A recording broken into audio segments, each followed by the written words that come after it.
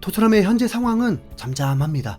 시즌이 한 달 정도 남았는데 선수들끼리 호흡도 맞추고 그러려면 팀이 정리가 되어야 하는데 케인은 잠잠히 있는 상태로 뮌헨이 엄청난 구애를 하고 있고 이에 레비 회장이 분노해버리고 있다고 전해지고 있습니다.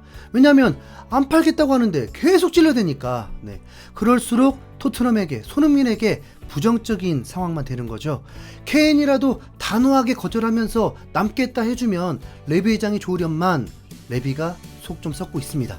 케인이 재계약을 지금까지 하지 않았고 이제 내년이면 자유계약 신분인데 어차피 케인은 어릴 때부터 토트넘 원클럽맨이기 때문에 돈 들어간 적도 없거든요. 그럼 이 타이밍에 이적료 1,000억 이상이면 거의 순수액으로 벌어들이는 건데 케인을 보내지 않는 게 매우 어리석다고 느껴질 것입니다. 그런데 다르게 보면 케인을 데리고만 있어도 올 시즌에 1,000억 이상을 벌어들일 수 있기 때문이라고 보는 게 맞겠죠.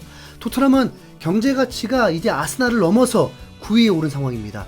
프리미어리그 내에서만 보면 5번째입니다. 그런데 영업이익으로는 얘기가 달라집니다. 토트넘이 맨시티 다음으로 2위입니다. 미국 포브스지가 조사를 했는데 맨시티는 총 8억 1,500만 달러, 약 1조 780억 원을 벌어들여서 1억 7,500만 달러, 약 2,314억 원의 이득을 남겼고 토트넘은 5억 9,100만 달러, 약 7,815억 원의 매출을 올렸고 이 중에 1억 5,200만 달러, 약 2,010억 원의 순이익을 달성했습니다. 구단들이 매출을 올려서 무조건 이익을 내는 게 아니거든요. 레알 마드리드, 파리 생제르맹은 토트넘보다 매출이 더 높은데도 오히려 2천억 이상의 적자입니다. 아무리 축구가 좋아도 어떤 구단이 적자 내려고 운영을 하겠습니까? 사우디아라비아 빼고요. 문제는 축구 팬들은 구단의 이 적자는 관심 없죠. 어떤 팬이 와 우리 구단 이익 냈대, 2위 했대 뭐 이러냐고요. 응원하는 팀이 경기 잘하고 이기는 거에 관심이 있는 게 다입니다. 레비의 운영 사고와 팬들의 마음과는 다른 면이 많기 때문에 확실한 건 케인을 1년 데리고 있어도 이익이 된다는 계산일 것입니다. 이렇게 시간을 끌다 보면 토트넘의 레전드 중에 레전드인데 자칫 비난만 쏟아지면서 이미지 실추될 수 있습니다. 케인 입장에선 그걸 무시할 수 없죠. 더더욱 현지 팬들은 케인이 떠나는 걸 원하진 않습니다. 이번에 로마노 기자가 뮌헨이 토트넘에게 두 번째 입찰을 했다고 전했는데 그 금액이 8천만 유로 플러스 알파였습니다. 그랬던 현지 팬들은 완전 비웃는 분위기입니다. 심지어는 8천만 유로 플러스 김민재라고 되어 있기도 했습니다. 또한 그 정도 금액이면 팬들의 시즌권과 유니폼 판매 금액 정도라고 하고 있고 장난 같은 수준의 금액으로 모욕적이라고 생각하고 있습니다. 그러니까 그만큼 케인의 가치를 엄청 높게 보는 것이고 케인이 아니더라도 더 큰 금액을 받아야 케인이 떠나도 문제가 되지 않을 선수를 영입할 수 있으니까 팬들조차도 완고한 거죠. 솔직히 케인이 떠나길 바란다고 했지만 정말 올 시즌 어떤 결론이 날지는 전혀 모르겠습니다. 그냥 단지 빨리 결론이 나길 바라는 거죠. 자, 왜 케인부터 얘기를 하게 됐냐면 토트넘 공식 유튜브 채널에서 토트넘 훈련 영상을 공개를 했습니다. 그런데 지금 토트넘은 국가대표로 뛰었던 선수들이 휴식기를 보내고 있다 보니 그렇다면 메인 선수들이 토트넘 훈련에 없다는 거거든요. 손흥민 당연히 없고요. 케인, 호이베르, 로메로도 없습니다. 아니 그런데 메디슨은 왜 안 보였을까요? 자, 아무튼 이 훈련 영상에서 선수들이 파이팅이 넘치면서도 분위기가 엄청 좋아 보이는데 이 자체가 토트넘은 아니라고 봐야 되거든요.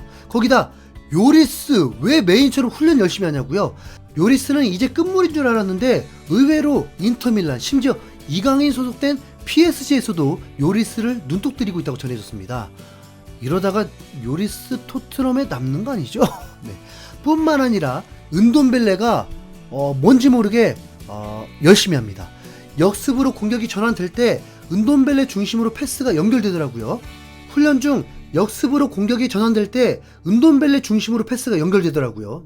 포스테코글루 감독 축구에 은돈벨레가 정말 있을지도 모르겠습니다. 우선 그동안 우리가 봐왔던 은돈벨레는 수비적인 축구를 구사한 전술에서 은돈벨레를 활용하면서 비난이 더 많았던 건데 본래 은돈벨레의 장점 자체가 중앙 미드필더로서 넓은 시야로 전진이 가능하게 하는 테크닉과 패스 능력을 가지고 있기 때문에 은돈벨레가 엔세 감독이 원하는 체력과 활동량을 보여준다면 활용 가치는 있을 것입니다. 오죽하면 영국 선수 역사상 최고 몸값 라이스가 은돈벨레를 엄청 높은 레벨로 보더라고요. 놀리는 줄 알았어요. 네. 아무튼 진짜입니다. 우도지는 보이지 않고 레길론 열심히 뛰는 거 뭐냐고요. 네. 심지어는 첼시에서 실망한 선수 쿠쿠렐라를 토트넘이 영입하려 한다는 소식이 전해졌는데, 이 쿠쿠렐라는 지난 시즌에 6천만 파운드의 거액으로 첼시가 사왔는데 반값 후려쳐서 3천만 파운드에 내놓은 상황입니다. 레비가 이걸 물으려고 한다는 겁니다. 네. 3천만 파운드면 그래도 윙백 중에 포로 다음으로 높은 액수이긴 하지만 후려쳤잖아요. 네, 싸잖아요. 레비 성향상 대력이 딱 좋겠죠. 우선 다른 건 몰라도 첼시에서도 세트피스를 맡기기도 할 정도로 킥에는 어느 정도 자신이 있나 봅니다. 우선 토트넘은 믿을 수 있는 왼발 윙백은 없거든요. 네. 쿠쿠렐라도 나쁘지 않죠. 그런데 이런 상황들이 다 추측성이라서 사람 미치게 한다는 겁니다. 정확한 건 토트넘은 현재까지 골키퍼와 공격형 미드필더 영입이 전부고, 만더벤도 이정도 싸움으로 아직 확정되지 않고, 솔로몬도 아직도 오피셜이 없습니다. 기존 선수들 방출, 이적에 관해서도 진행이 되지 않고 있습니다. 당장의 8일 후면 호주에서 웨스트햄과 경기가 있는데 정리되지 않은 토트넘, 이색적인 경기를 보게 될 확률이 높습니다. 훈련 영상을 보면 도무지 다른 팀으로 임대, 이적할 것 같다는 느낌이 전혀 들지 않을 정도로 분위기가 좋습니다. 네. 심지어 이 조합 뭐냐고요. 레길론, 은돈벨레, 탕강가가 있는 핑크 유니폼 입은 선수들이 기념 촬영을 합니다. 네. 훈련에서 이겼나 보죠. 네. 이 영상에 대한 팬들의 반응도 매우 분위기가 좋습니다. 이 훈련 세션은 지난 시즌보다 훨씬 에너지가 넘쳐 보여 이 선수들의 훈련은 지난 시즌과 많은 차이가 나 간절함이 느껴져 매끄럽고 빠른 움직임이 일어나고 있어. 은돈벨레 스루패스는 일품이야. 콘테 때와 다른 에너지가 느껴져.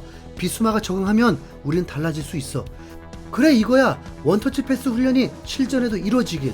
은돈벨레 움직임이 심상치 않아. 매우 명확한 공격 스타일. 그 변화를 우린 지지해. 카라바오컵이라도 우승한다면 난 만족한다. 이 분위기에 소니, 케인, 클랩스키까지 볼 수 있었다면 더 좋았을 거야. 은돈벨레, 비수마, 벤탄쿠르, 메디슨이 우리를 놀라게 할 거야. 레길론 정말 반가워 등등 500여 개의 댓글이 달렸습니다. 확실히 다음 시즌은 새로운 토트넘이 될 것으로 보입니다. 케인이 혹시나 떠난다고 해도 공격적인 축구로 바꾸게 된다면 최소한 볼 질질 끌고 있는 경기는 없겠죠. 네. 선수 자원도 풍부하다면 볼 질질 끌고 뒤로 돌리고 하는 선수들이 나오거나 패스 미스가 많은 선수들을 바꿔버리면서 팀을 정비할 수 있습니다. 지금으로서는 모든 선수들에게 기회가 생기는 거죠. 어차피 손흥민, 케인, 메디슨, 로메로 외에는 모두 경쟁 모드입니다. 이거 무슨 어벤져스 엔드게임도 아니고 주전들과 기존 외면된 토트넘 선수들과 새로운 선수들의 조합으로 토트넘이 제대로 탈바꿈할 듯한데요. 네, 훈련 영상처럼 웃을 날이 많은 토트넘이 되길 바라겠습니다. 혹시 알아요? 네, 카라바오컵 우승할지? 네. 이상 흰수염고리였습니다. 감사합니다.